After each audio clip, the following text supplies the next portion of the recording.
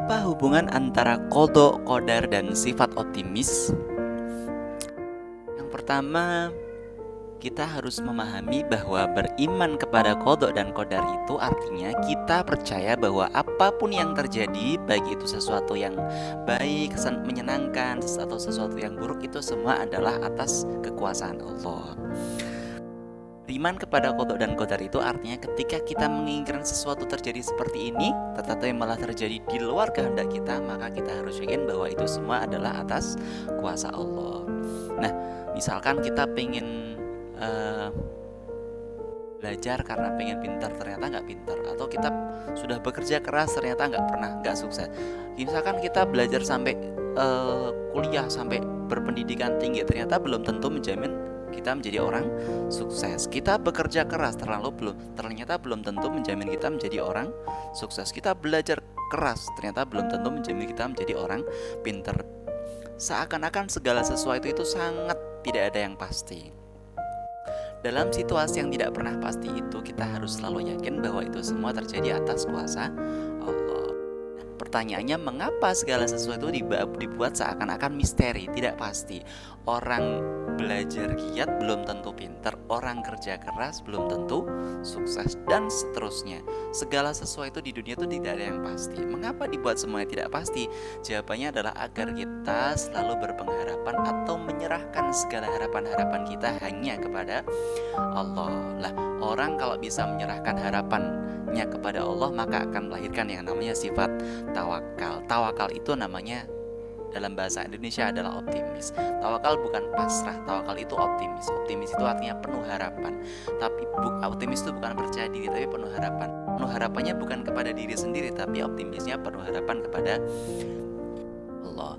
Coba bayangkan, misalkan segala sesuatu itu pasti. Misalkan orang berpendidikan tinggi itu pasti akan menjadi sukses, atau orang yang bekerja keras itu pasti akan menjadi sukses. Maka akibatnya orang semakin lama akan lupa bahwa ada Allah yang membuat segala sesuatu itu terjadi, kan begitu?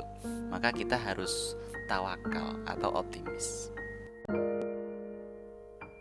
Kalau semisal kita sedang menerima musibah, semisal kita jadi orang miskin, terus hidupnya nggak enak, atau misalkan salah satu anggota keluarga diberikan sakit yang berkepanjangan, sebenarnya itu hukuman atau ujian? Jawabannya tidak pasti. Ada kalanya itu ujian, ada kalanya hukuman. Kalau kita sebelumnya pernah melakukan hal-hal yang tidak disukai Tuhan atau kemaksiatan, maka itu sudah pasti adalah hukuman. Akan tetapi kalau kita sudah jadi orang baik, tapi kok masih kena musibah, maka itu adalah ujian. Pokoknya apapun yang terjadi di dunia ini, baik itu semua yang menyenangkan ataupun tidak menyenangkan, maka itu sudah pasti adalah ujian.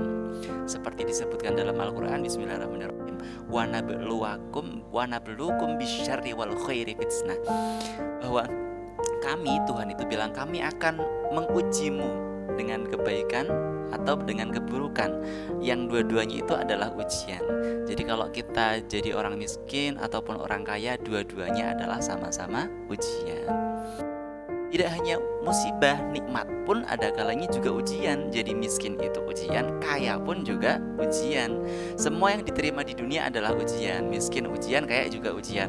Tapi kita sebenarnya lebih beruntung seumpama diuji dengan hal yang tidak enak, karena itu lebih mudah membuat kita ingat kepada Tuhan. Jarang-jarang tuh orang kaya itu ingat kepada Tuhan. Orang lebih sering sadar dengan ujian penderitaan daripada ujian kenikmatan. Jarang-jarang orang kaya ingat sama Tuhan. Misalkan seperti apa namanya? Korun itu pertama miskin, terus kemudian sudah jadi orang kaya, dia lupa sama Tuhan. Dia bilang, aku kaya kan atas usaha saya sendiri, begitu. Jadi sombong, terus lupa sama Tuhan. Akhirnya dia diazab, seluruh harta kekayaannya ambles, dimakan, ditelan sama bumi. Jadi pada dasarnya dalam Al-Quran itu disebutkan juga wabalaunahum bil hasanati wasayyiati la'allahum. Kenapa kita diuji dengan kekayaan maupun dengan kenikmatan maupun penderitaan? Kita diuji dengan kebaikan maupun dengan hal yang tidak menyenangkan. Kenapa? La'allahum yarji'un.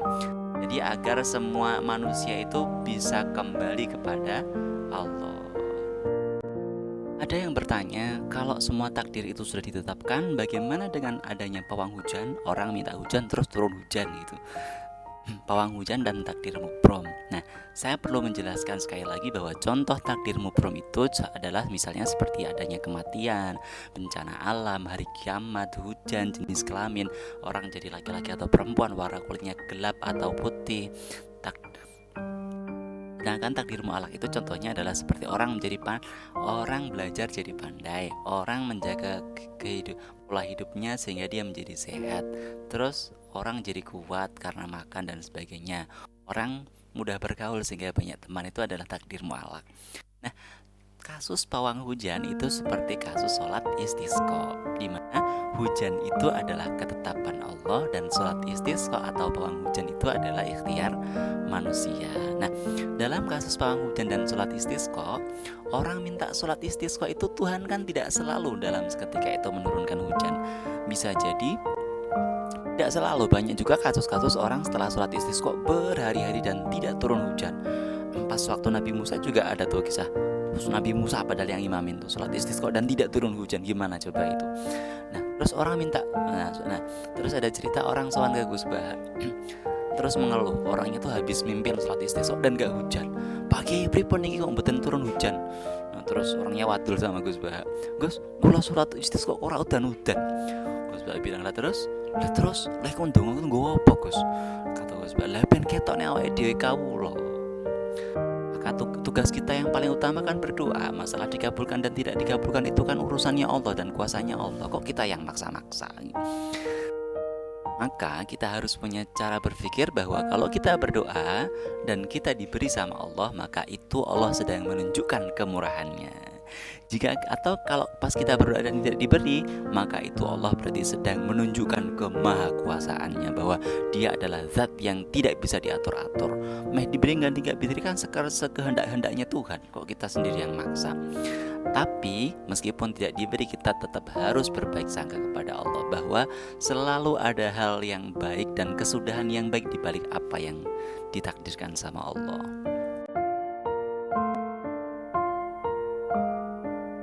Berikutnya, bagaimana dengan kasus bunuh diri dan takdir? Apakah itu adalah takdir? Nah, perlu saya jelaskan bahwa yang seperti takdir mubrom hujan, bahwa kematian itu juga adalah ketetapan Allah dan bunuh diri itu adalah ikhtiar manusia. Nyatanya tidak setiap orang ingin bunuh diri. Misalkan orang mau bunuh diri atau mau bunuh orang lain, kan tidak selalu seketika itu dia mati. Bisa jadi bunuh dirinya gagal, atau misalkan masih ada urat yang tidak terputus sehingga dia gagal bunuh diri. Artinya kematian itu adalah ketetapan Allah, bukan ketetapan manusia. Jadi berarti jelas ya bahwa bunuh diri, bagaimana kalau kasus bunuh diri lalu mati? Maka bunuh dirinya itu adalah upaya atau ikhtiarnya manusia, sedangkan kematiannya itu adalah ketetapan atau qadanya Allah. Jadi itu adalah dua hal yang berbeda antara bunuh diri dengan mati. Terus begitu, lalu bagaimana? Apakah itu termasuk takdir? Jadi orang itu bisa memilih keadaannya, bagaimana dia itu meninggal. Apakah dia ingin meninggal secara husnul khotimah atau su'ul khotimah. Kalau mau meninggal husnul khotimah, maka semasa hidup latihlah dirimu agar selalu berperilaku yang baik. Kalau mau su'ul khotimah, ya membiasakan diri dengan kebiasaan yang buruk, maka nanti ya kemungkinan Wallahu a'lam. Kemudian bagaimana dengan rizki dan jodoh? Rizki dan jodoh itu yang pertama itu adalah sudah ditetapkan sejak manusia di dalam kandungan. Sejak dalam kandungan manusia kan sudah ditetapkan ada rizki, ada jodoh, ada ketetapan ajal, itu kan sudah ditetapkan. Nah, pertanyaannya kemudian jodoh itu di tangan Tuhan atau manusia? Jodoh itu ikhtiar manusia atau pemberian Tuhan? Sekarang saya tanya begini, misalkan kalau kamu bisa kenal sama orang, kamu misalkan diajak kenalan, terus kamu mau berteman, mau akrab sama orang, itu pilihan kamu atau keputusan kamu atau keputusan Tuhan? Ada keputusan kamu gitu kan. Nah, maka atau misalkan kamu begini, kamu memutuskan untuk punya teman banyak, ini cukup jadi temanku, ini mungkin jadi calonku, atau ini bisa bisa saya pertimbangkan. Itu keputusan siapa? Kan pasti keputusan kamu. Maka kesimpulannya adalah bahwa jodoh itu sebenarnya di tangan Tuhan, tapi manusia diberikan peran sekian persen ikhtiar, upaya, usaha untuk menjemputnya atau untuk memilihnya. Itu adalah kapasitasnya manusia. Tentu persentasenya tidak banyak dan ketetapannya sudah di tangan Tuhan, tapi manusia tetap diberikan peran gitu. Terus kalau memang jodoh itu di tangan Tuhan, tadi kan berarti sudah jelas ya, jodoh itu di tangan Tuhan tapi manusia diberikan peran. Lalu sebaiknya kita berdoa atau tidak berdoa?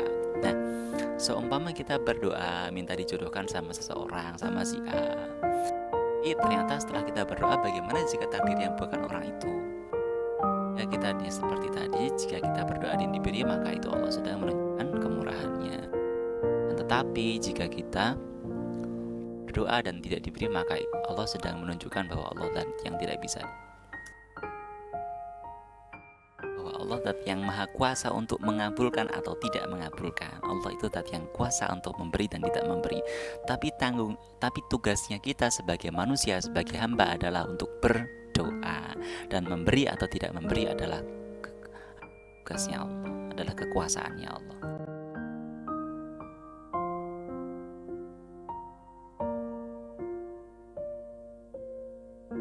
Tapi seumpama kita tidak diberi, kita harus selalu berbaik sangka bahwa Allah selalu memberikan kebaikan di balik semua yang ditetapkannya. Misalkan sudah minta jodoh si A, ternyata tidak dikabulkan. Terkadang kita harus berbaik sangka bahwa terkadang ada kalanya Tuhan itu sengaja membuat kita menangis. Jodoh si A ternyata nggak dikabulkan, malah si B. Lalu kita nangis-nangis. Tuhan sengaja bikin kita nangis. Kenapa? Karena Tuhan ingin melindungi kita dari orang yang salah, sehingga Tuhan menjauhkan kita dari orang yang salah itu. Terus kita juga harus waspada. Hati-hati orang yang terlalu mudah mengatakan aku mencintaimu, akan seringkali sama mudahnya mengatakan kepada orang selain kamu.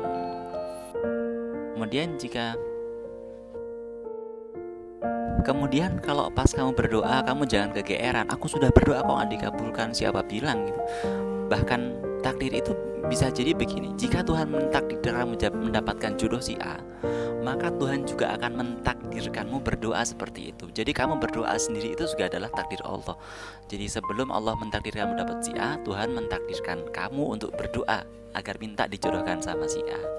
Jadi bukan kemudian itu ikhtiar kamu. Terus bagaimana kita harus mensikapi qada dan qadar? Apakah kita harus pasrah atau optimis? Kalau pasrah jelas tidak boleh, karena pasrah itu mirip-mirip orang putus asa. Kenapa nggak boleh? Karena di Al-Quran sudah disebutkan wala ta'asu min rauhillah innahu la ya'asu min rauhillah illal qaumul kafirun. Karena yang putus asa itu hanya orang-orang kafir. Jadi orang, kalau kita beriman, kita nggak boleh putus asa. Fungsinya kita beriman sama qada dan qadar ya agar kita jangan mudah putus asa. Kalau qadarnya itu buruk, kita harus berbaik sangka kepada Allah sehingga tidak mudah putus asa. Kalau takdirnya baik, kita harus bersyukur kepada Allah, jadi tidak mudah berbangga diri. Kita harus optimis, kalau gagal coba lagi, kalau gagal coba lagi, kalau jatuh bangun lagi, kalau ditolak maju lagi, belum terkabul berdoa lagi. Sampai kapan? Sampai Tuhan memberikan jawaban apa yang terbaik buat kamu. Doa dan ketetapan Allah. Yang pertama itu tentang doa itu, kalau misalkan gak dikabulkan bagaimana? Kalau misalkan kita ditetapkan sebagai orang yang khotimah, misalkan kita harus punya keyakinan bahwa yamhullahu ma yasha wa yuthbit, bahwa Allah itu punya kuasa untuk menghapus takdir ataupun menetapkannya sesuai dengan apa yang Dia kehendaki. Gak masalah ditakdirkan jadi orang suul khotimah, misalkan kita harus selalu berdoa. Makanya kita harus selalu berdoa kepada Allah, ya Allah, kalau misalkan saya jadi jelek, tolong ditakdirkan yang baik saja ya Allah. Kita berdoa agar Tuhan itu menghapus takdir-takdir kita yang buruk. Ada kisah mimpi seorang yang dirampok pada masanya Syatul Qadir. Orang itu ditakdirkan seharusnya itu dirampok, dibegal sama 70 orang perampok. Terus kemudian mau sowan ke Syatul Qadir, tapi Syatul Qadir sudah tahu bahwa dia akan dirampok. Kemudian dari jauh Syatul Qadir mendoakan, Doakan orang itu, ya Allah hindarkan orang itu dari perampok, jauhkan orang itu dari takdir yang buruk. Syekh Abdul Qadir berdoa sampai 70 kali. Terus kemudian sampai di rumah terus bercerita, Syekh tadi saya mimpi begini. Terus Syekh Abdul Qadir, iya seharusnya takdirmu tadi kamu dirampok sama orang 70, tapi karena saya mendoakanmu sampai 70 kali sehingga kamu tidak jadi dirampok. Oh ngoten nggih Syekh. Iya ngoten. Jadi memang doa itu bisa mungkin untuk merubah takdir. Salah satu doa yang diajarkan sama Rasulullah untuk merubah takdir itu ini, Bismillahirrahmanirrahim, a'udzu bikalimatillahi tammah min syarri ma khalaq. Jadi ada kisahnya juga, ada orang disengat sama kalajengking terus wadul sama Rasulullah. Ya Rasul, tadi saya disengat kalajengking. Lah tadi kamu nggak berdoa seperti ini. Kalau kamu berdoa seperti ini mungkin kamu tidak akan disengat sama kalajengking. Jadi sering-sering berdoa, a'udzu bikalimatillahi tammah min syarri ma khalaq. Artinya, ya Allah, aku berlindung kepada kalimatmu yang sempurna dari buruknya segala sesuatu yang engkau jadikan. Terus apa tanda beriman kepada qada dan qadar? Tandanya yang pertama itu sikapnya biasa-biasa saja. Maksudnya bagaimana? Ya misalkan itu dia itu mendapati segala sesuatu yang buruk, sakit, terus melarat, miskin, dia tuh tidak mudah kecewa, tidak mudah patah hati, tidak mudah terluka, tidak mudah putus asa. Dia itu misalkan mendapatkan nikmat itu tidak terlalu kemudian gampang senang, wah alhamdulillah senang banget loh, biasa wae. Karena diberi nikmat pun itu juga adalah qada qadarnya Allah. Misalkan orang jadi presiden itu juga qada qadarnya Allah, bukan karena dia orang hebat sehingga jadi presiden, tapi terhadap qada qadarnya Allah. Misalkan jadi dia tidak gampang sombong atau mudah berbangga diri. Contohnya seperti Kiai Barseso. Nanti saya ceritakan. Terus kemudian tidak terlalu bersedih bila kehilangan sesuatu. Misalkan kecurian, ya sudah takdirnya kecurian, ya kon pian neh digelali ora bakal balik neh gitu kan. Terus kemudian tidak terlalu terpikat dengan dunia. Ya karo donya ya biasa wae. Terus senang beramal soleh. Tujuannya itu terus melakukan segala sesuatu itu karena Allah. Seperti kita, itu adalah ujian buat kita. Kita tuh seringkali niat belajar itu untuk cari ilmu biar sukses, iya kan?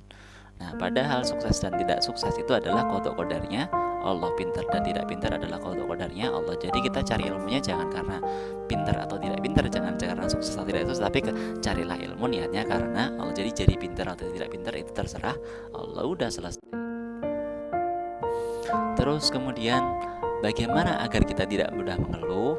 Yang pertama, kita harus banyak menghafal ayat-ayat tentang qada qadarnya Allah agar kita yakin bahwa semua yang ditakdirkan Allah itu berkesudahan baik. Misalkan saya punya kisah sopir yang bannya bocor. Jadi kisah sopir sedang dalam perjalanan, sedang terburu-buru mau kondangan, ternyata di tengah jalan bannya bocor, terus macet pula. Terus si sebelahnya mengeluh, wah ini gimana, bannya bocor, acara terlambat dan sebagainya. Yang sebelahnya bilang, sopirnya bilang, kamu biasa wae nopo biasa. Ternyata setelah 1 jam kemudian bannya sudah diperbaiki, terus bisa jalan lagi. Ternyata di depan itu ada bis yang kecelakaan, dan ternyata bis itu adalah bis yang tadi sewaktu macet itu ada di depannya mobil yang bocor. Itu berarti Tuhan itu mentakdirkan mobil itu bocor agar selamat dari kecelakaan bis yang kecelakaan tadi. Itu qada qadarnya Allah. Jadi kita harus yakin sama Allah itu maha baik. Yang kedua itu melatih kepandaian untuk bersyukur. Jadi kita itu jadi ada kisah pedagang yang rugi. Jadi kita harus pandai-pandai bersyukur. Misalkan pedagang kemarin labanya 100.000, terus kemudian sekarang itu labanya cuma 50.000, terus mengeluhnya ada karuan, wah badine saya ketemu tok pingin sakmene. Nah, kita harus bisa bersyukur. Walaupun 50.000 alhamdulillah masih punya laba. Terus besoknya lagi misalkan lebih kurang lagi, labanya hanya 10.000, alhamdulillah masih laku gitu. Terus misalkan besoknya lagi nggak laku, bagaimana cara kita bersyukur? Ya caranya alhamdulillah dagangnya tidak rugi. Walaupun rugi sekalipun, kita harus tetap bisa bersyukur. Gimana caranya rugi? Alhamdulillah tidak bangkrut. Bangkrut pun harus tetap bisa bersyukur. Gimana caranya bersyukur? Alhamdulillah tetap dalam keadaan sehat. Jadi latih diri kita untuk selalu pandai bersyukur. Salah satu kepandaian keimanan seseorang adalah kepandaian untuk bersyukur. Jadi nilai PAI-nya 100, kalau nggak pandai bersyukur percuma. Harus kita melatih kepandaian untuk bersyukur. Jika kita terlalu mudah menemukan 1000 cara untuk mengeluh, kita harus belajar mencari satu alasan untuk bersyukur. Ya, kita terlalu mudah mengeluh. Untune loro sithik waleh mengeluh tenanan. Ini ada kisah dari Robiah Al-Adawiyah tentang orang sakit gigi mengeluh kepada Robiah Al-Adawiyah. Wahai Robiah, tolong doakan sama Allah agar gigi saya itu sembuh gitu. Robiah gampang, tidak langsung didoakan. Robiah itu jadi, Pak, lah napa jenengan itu dalam hidup itu banyak sakit giginya? Ya enggak sih, saya jarang-jarang, ya paling baru ini sakit gigi. Lah iya sih, Robiah semacam. Lah iya, lawang sampean sudah banyak diberi sehat, baru satu kali diberikan sakit udah mengeluh dan melupakan nikmat bersehat yang sekian banyaknya itu.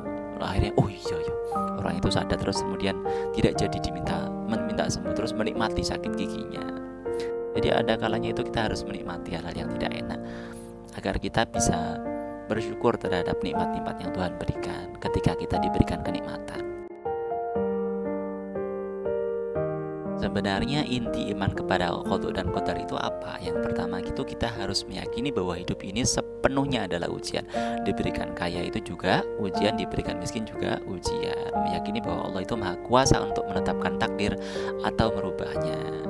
Misalkan diberikan marah tidak masalah, kita punya ketetapan kalau kita beriman kita akan diberi surga, wes gampang kabeh. Jangan terpaku pada takdirnya, tapi fokuslah mencari Allah yang menetapkan takdir itu. Jadi terus bingung, wah kok saya tak jelek apa satu, surga apa neraka? Itu tidak penting. Yang penting itu kita fokus mencari Allah, lalu Allah yang mentakdirkan kita untuk ditempatkan di surga. Wes gampang. Misalkan seperti contoh Kiai Barseso dan pelacur dan seekor anjing. Kiai Barseso contohnya kan gitu, jadi sudah beriman, jadi orang saleh, ternyata akhir hayatnya dia matinya su'ul khotimah. Ada kisah pelacur, seumur hidupnya dia melacur, terus gara-gara memberi minum seekor anjing, terus kemudian dia masuk surga. Kan itu menjadi tidak fair. Sing sudah, kalau begitu enakan yang maksiat terus umur hidup tapi dapat masuk surga, ya enggak gitu. Ini semua misteri ini adalah sebagai pelajaran buat kita agar kita jangan mudah sombong dengan semua kebaikan-kebaikan kita, bahwa yang memasukkan kita ke surga itu bukan kebaikan kita, akan tetapi rahmatnya Allah. Dengan kita belajar beriman kepada qada dan qadar, semoga kita lebih yakin akan kebaikan-kebaikan Allah, bahwa setiap Allah mentakdirkan sesuatu meskipun itu buruk, yakin bahwa Allah menetapkan kebaikan di balik itu. Yang kedua, semoga kita tidak berharap pada selain Allah. Semua dalam hidup ini tidak ada yang pasti kecuali hanya kepastian Allah. Yang berikutnya, semoga membuat kita terus belajar menjadi orang baik. Apapun yang kita terima, enak tidak enak, miskin tidak miskin, melarat tidak melarat, sakit atau tidak sakit, bodoh atau tidak bodoh, kita harus selalu belajar untuk tetap menjadi orang yang baik. Wallahul muwaffiq ila aqwamit thoriq. Wassalamualaikum warahmatullahi wabarakatuh.